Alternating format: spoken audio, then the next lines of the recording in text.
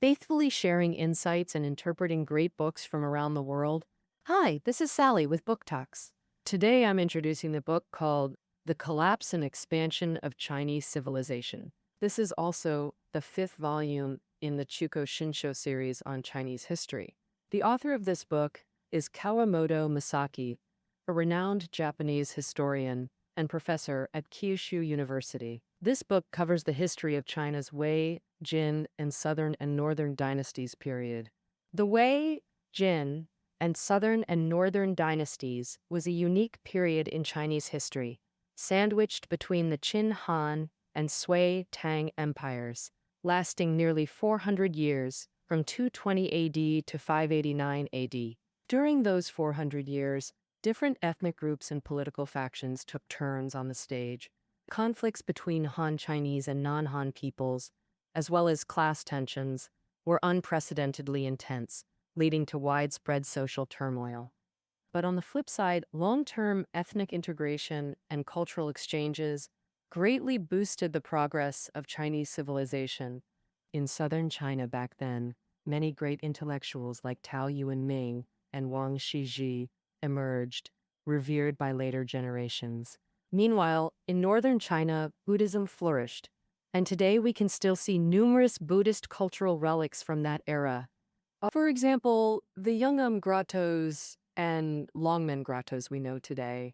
It was this cultural foundation that paved the way for the brilliant Sui and Tang cultures to follow. So, the author argues that only by understanding this period can we truly grasp Sui Tang culture and later shifts in Chinese history. The book is divided into 10 chapters. The first 3 focus on conflicts between Hu and Han since the Five Barbarians invasion. The middle 5 chapters cover political and social changes in the Eastern Jin and Southern and Northern Dynasties courts, with ethnic integration as the core theme. The final 2 chapters discuss how Chinese civilization spread to regions like Korea and Japan, and the new order formed through its expansion. Thank you to the general. All right, let's dive into a detailed breakdown of the book's content. The book mainly covers 3 parts. First, the era of the 16 kingdoms, with conflicts and cooperation between Hu and Han. Second, the process of major ethnic integration in China during the Southern and Northern dynasties. Third, the development and expansion of the concept of China in the Wei, Jin, and Southern and Northern dynasties. Now, let's start with part 1. Conflicts and cooperation between Hu and Han in the 16 Kingdoms era. When mentioning the 16 Kingdoms, many listeners probably think of the Five Barbarians invasion first, and these so-called Five Barbarians who disturbed Huaxia refer to the 5 major tribes: Shannu, Xianbei, Ji, Di, and Qiang. We're all quite familiar with the Shannu and Xianbei. The Xuanxue were nomadic people originating from the Mongolian plateau. As early as the pre-Qin era, they clashed frequently with the Central Plains dynasties. After the Xianxue declined, the Xianbad tribe began to rise and became the new dominant power on the Mongolian plateau. The Ji tribe shares ancestry with the Xianxue and were originally their slave armies. Later, they gradually grew powerful, broke away from the Xianxue, and became independent. The Di people originated in what's now Sichuan province and had contact with Han people as early as the pre-Qin era. Their lifestyle is very similar, relying mainly on farming. The Qiang are also an ancient ethnic group, mainly originating in today's Sichuan and Guizhou provinces. For a long time, the areas where the Qiang people lived overlapped with those of the Di people. So in the early Three Kingdoms period, Cao Cao detained the southern Xianxue chieftain to stabilize the northern border, then dispersed them into 5 parts and settled them in Shanxi, and Hebei areas. By the end of the Three Kingdoms period, wars caused the Central Plains population to dwindle. To boost numbers, the government actively recruited Hu people to settle there. From then on, not only the Xianxue, Xianbei, Ji, Di, and Chang, but also other minority groups began settling in that region. The areas where the 5 parts of the southern Xiannu settled gradually became enclaves for Hu people. So you could say Cao Cao's move to bring the southern Jiannu into the Central Plains heartland temporarily fixed the northern threat, but sowed seeds for the later 5 barbarians' chaos. At the end of the Western Jin dynasty, court turmoil erupted. The 5 barbarians dispersed by Cao Cao seized the chaos to rise up and occupy the Yellow River Basin. Afterwards, the 5 barbarians and some Han Chinese established multiple regimes in northern China and Sichuan, historically called the 16 Kingdoms, representing this chaotic era. Among them, the 9 regimes that truly shaped history were the 4 Yan, 3 Qin, and 2 Zhao. These 9 regimes split roughly into 2 groups. Those with the state name Qing mainly controlled today's Guangzhou area in Shaanxi, and those with state names Yan and Zhao mainly held areas east of Hanggu Pass. Adding the eastern Jin, which was peacefully settled south of the Yangtze River, China then could be seen as a new 3 Kingdoms era. But unlike the earlier 3 Kingdoms period, the north was now ruled mainly by northern nomadic peoples, and this was their first time controlling the Central Plains. So, at first, both Hu people and Han people seemed kind of bewildered by this whole new situation. First, about the Han people. On one hand, Han folks weren't as strong in combat as the Hu, so they were really scared of the Hu's military power. On the other hand, Han people thought they were way better culturally than the Hu, so they always had that us versus them mindset, looking down on Hu and distrusting their rulers. Driven by this attitude, whenever Hu and Han clashed, they'd blame it all on ethnic tensions, escalating into wars, even massacres, and the whole political scene in China. And in all this chaos, things just fell apart. A perfect example of this is the rise of Ran Min, the founding emperor of Ranwei. Ran Min was the adopted grandson of Shi Hu, emperor of later Zhao. Shi Hu was a Ji person, one of the 5 barbarians. Ran Min was Han Chinese. To show loyalty, he changed his surname to Shi, so he was known as Shi Min back then. After later Zhao collapsed, he switched back to Ran Min, so we'll still call him that. Shi Hu really valued Ran Min, this adopted grandson. Plus, Ran Min was brave and great in battle, so he quickly became a powerful warlord in later Zhao.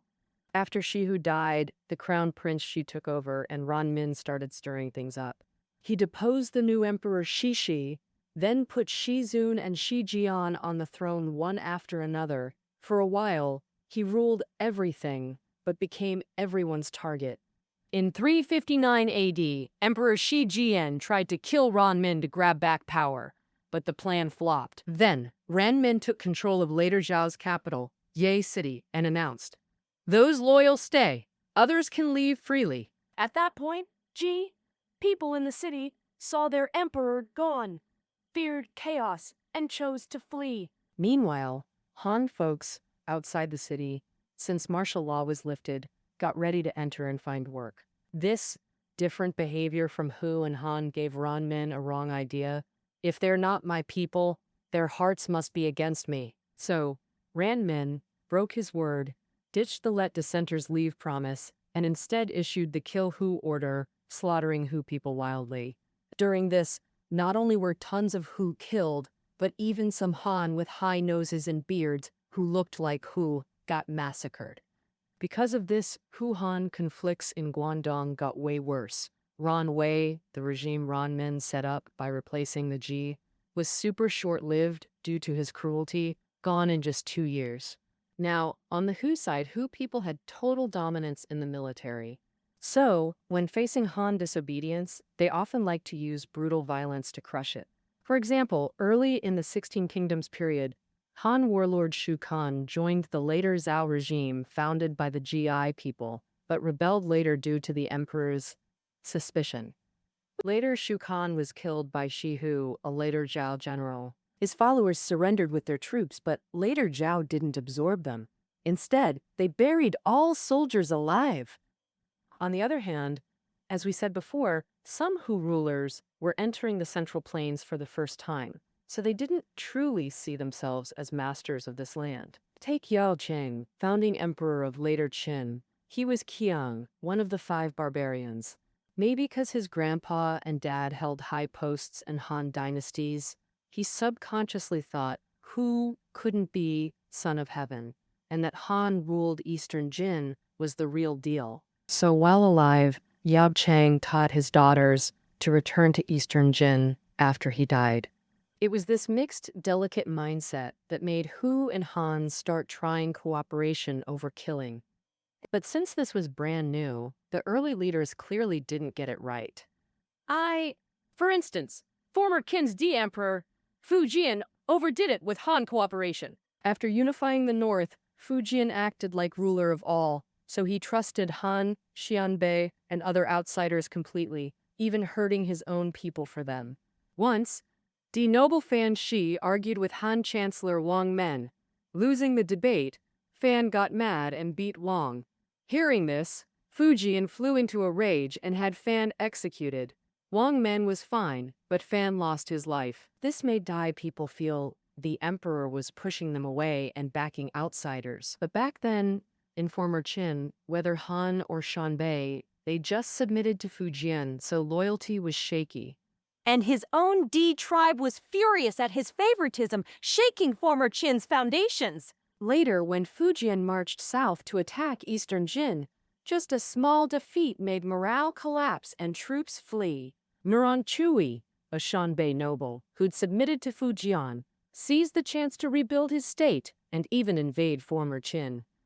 Since then, the north plunged back into chaos, and China lost a chance for reunification.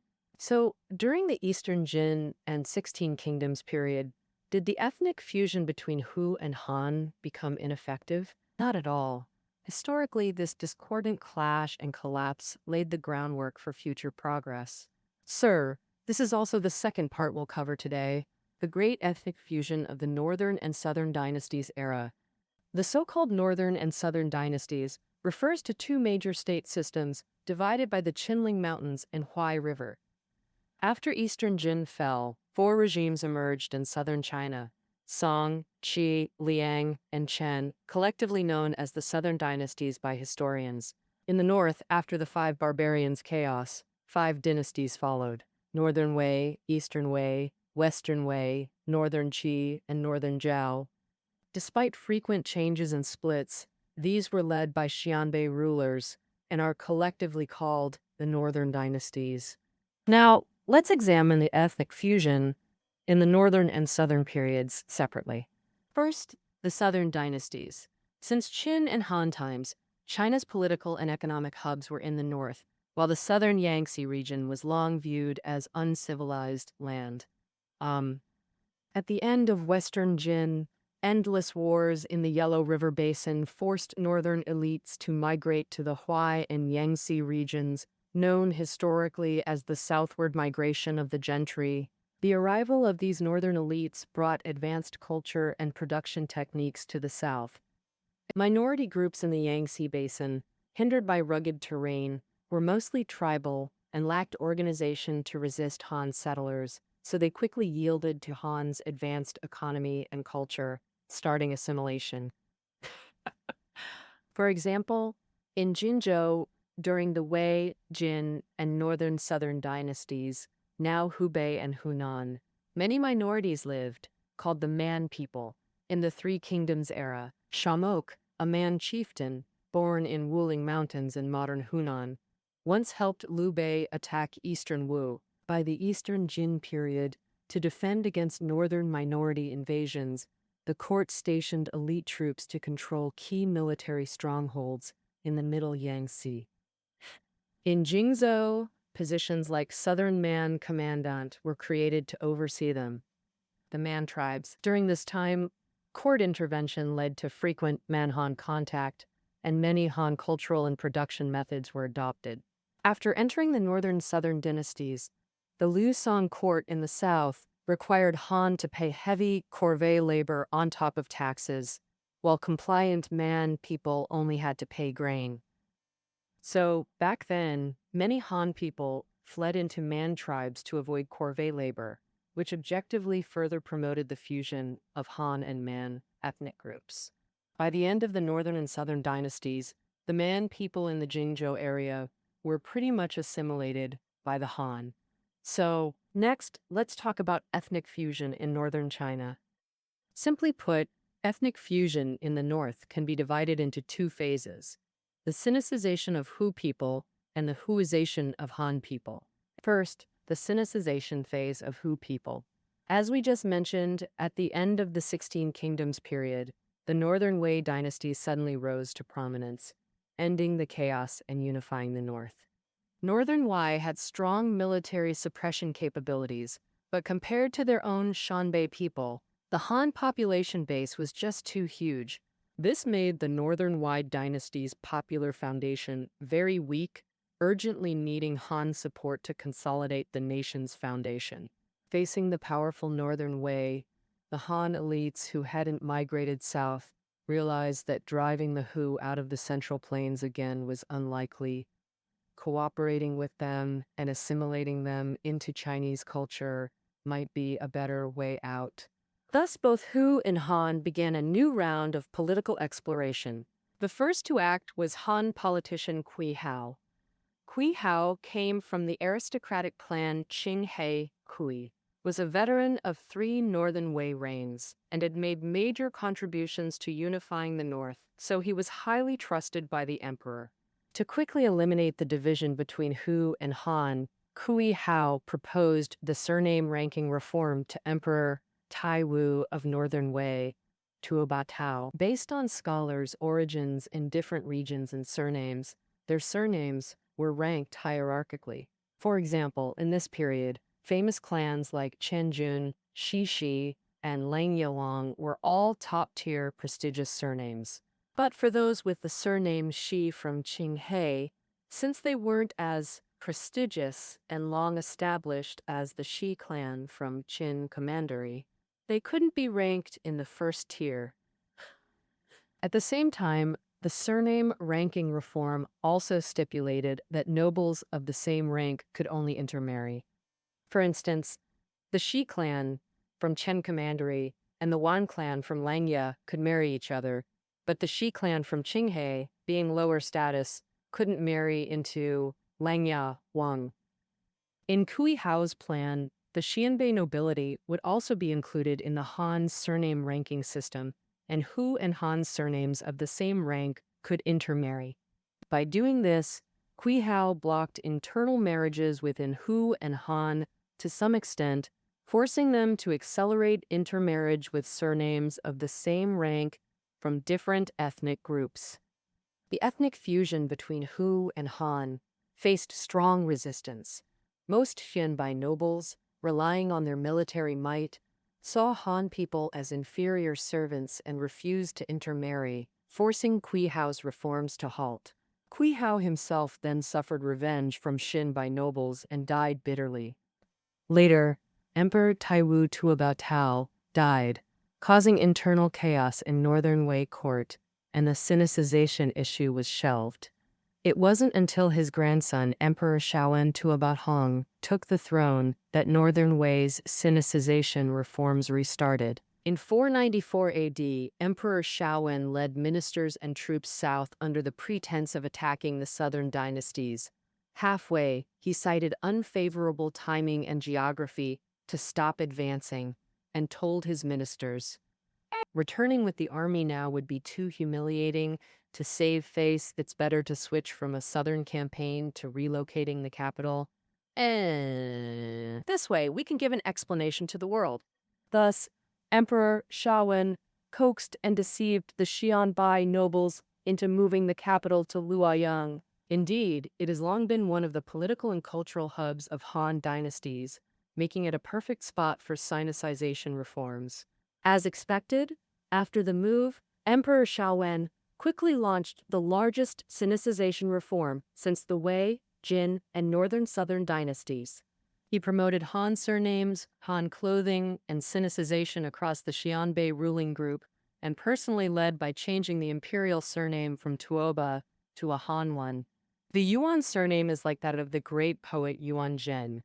Emperor Shaowen himself changed his name from Tuoba Hong to Yuan Hong. At the same time, Emperor Shaowen revived Kui Hao's surname ranking reform concept, incorporating Xianbai people into the Han clan system and pushing Hu-Han intermarriage. By now, with Kui Hao's first reform as a base and after 3 generations of emperors, Hu-Han conflicts had eased significantly. So, this reform went quite smoothly, and Northern Wei gained broader support from Han elites as hoped, strengthening its rule. But the author notes that Emperor Shaowen's Sinicization reform was still incomplete, and neither Hu nor Han were fully satisfied. As this discontent erupted, it even indirectly caused Northern Wei's downfall. Why was that? It turned out that Emperor Shaowen's Sinicization reform still didn't tackle the core issue of Hu-Han division. Han people couldn't hold military power. From the Han viewpoint, the Xianbei rulers just looked like Han people, but still refused to grant military authority to Han. So Han people still didn't feel like true masters of the country. Their loyalty to Xianbei rulers couldn't be maxed out. If Xianbei people rebelled against Sinicization, Han folks had no military power. They could only throw up their hands and couldn't help the emperor at all. And the Xianbei rebellion came right on schedule. For mid to low-ranking Xianbei soldiers, Emperor Shaowen's Sinicization reforms brought 0 benefits. In fact, they blocked their path to high ranks through martial bravery. And, in 523 AD, border troops guarding the northern frontier rebelled, splitting Northern Wei. Then, the Xianbei warlord Yuan Tai seized the emperor to control regional warlords.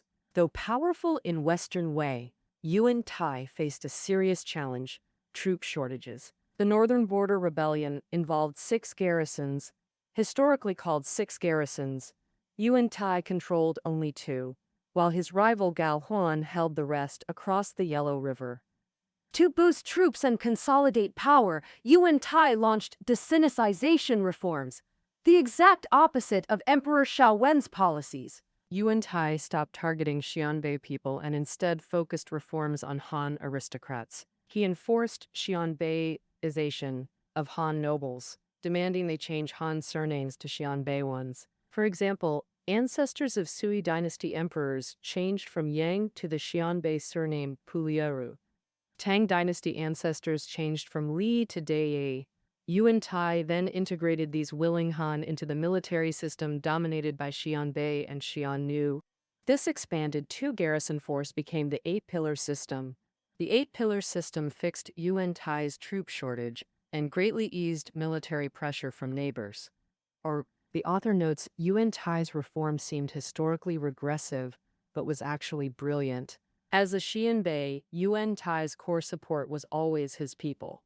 Han loyalty to Xianbei rulers existed but needed long cultivation. Before Han loyalty solidified, eroding Xianbei interests too much would collapse the regime. Former Qin's Fujian and Northern Wei, both Sinicization reformers, were perfect examples. From the Xianbei perspective, Yuan Tai's reform method, making Han people Xianbeiized, greatly satisfied their ruler vanity. As for Han aristocrats, just by nominally becoming Xianbei, they could actually wield military power, trading an empty title for real influence. Why object? One gained reputation, the other gained substance. Both sides felt they got the better deal, so this system clearly worked smoothly. Thus, the northern regimes finally found a practical solution to the Hu-Han conflict that had plagued them for over a century. Later, Yang Jin, a Xianbeiized Han who supported the Yuan family, seized the chance when the Yus died out, overthrew them, and founded the Sui dynasty. This Sui dynasty ultimately unified China, ushering in the glorious Sui Tang era. Finally, let's discuss how the concept of China expanded since the 5 barbarians and 16 kingdoms period. As mentioned earlier, since the Wei, Jin, and Southern dynasties, the Yellow River Basin, the heartland of Chinese civilization, was trapped in prolonged warfare. To escape the chaos, nobles, elites, and commoners from the Yellow River Basin fled their homes en masse. Some migrated south to the Yangtze River Basin, forming what I often call the southward migration of the gentry. Others moved east to today's Korean peninsula and Japanese archipelago. Their arrival objectively spurred Chinese culture to take root in Korea and Japan. First, Korea. In 36 AD, former Yan general Don Shu fled warfare with his troops and joined Goguryeo, which controlled northeast China and the Korean peninsula. Goguryeo regime. Their arrival brought advanced state governance experience from the Central Plains dynasties to Goguryeo. For example, during this period, Goguryeo adopted a management system organized by Bu units. The Bu in military units. This Bu served as both administrative and military units. Soldiers on horseback, civilians off, integrated management, somewhat like the Qing dynasty's 8 banners later. Han dynasties had used this system earlier to manage northern nomads, like dividing Xianbei into Tuoba, Muran, and Duan tribes. Goguryeo set up 5 Bu based on cardinal directions: east, west, south, north, and center. Each Bu was then matched to one of 5 colors according to yin-yin and 5 elements theory. The author speculates that Goguryeo likely had intellectuals well-versed in Chinese 5 elements philosophy serving them. Also worth noting, Chinese people at that time viewed Goguryeo as Dengyi, Eastern barbarians. But Goguryeo, after embracing Chinese culture, also saw themselves as part of Xuanxue, Chinese civilization, and in turn dismissed the Silla people in southern Korea who hadn't been exposed to Chinese culture as Dongyi. This shows that both Chinese culture and the concept of Xuanxue had taken deep root in the Korean peninsula during this period. Next is the Japanese archipelago influenced by Chinese culture. During the Northern and Southern dynasties, 5 Japanese rulers successively sent envoys to pay tribute to the Liu Song regime in the south and received official titles from them. But notably, one ruler named Bu, though recognizing Liu Song's legitimacy and accepting their titles, began calling himself Tenno, Heavenly Emperor, promoted the concept of Tianxia, and defined himself as Master of Tianxia. When Japan sent envoys to sway Emperor Yang, their state letter famously read, "From the Son of Heaven in the land of the rising sun to the Son of Heaven in the land of the setting sun." In Orthodox Tianxia ideology, there can be only one Son of Heaven. But Japan's ruler openly referred to both himself and the Sui Emperor as sons of heaven in the letter. This shows Japan's ruler now desired equal diplomatic status with China. Here, we must reconsider what the expansion of Xuanxue truly signifies. The author notes that when Chinese people discuss Tianxia or Zhonghua, they often treat them as spatial concepts, referring to the living space of the Chinese nation. But after seeing how these concepts spread in Korea and Japan, we realize they're not just spatial, they're an ideology, particularly emphasizing centralization.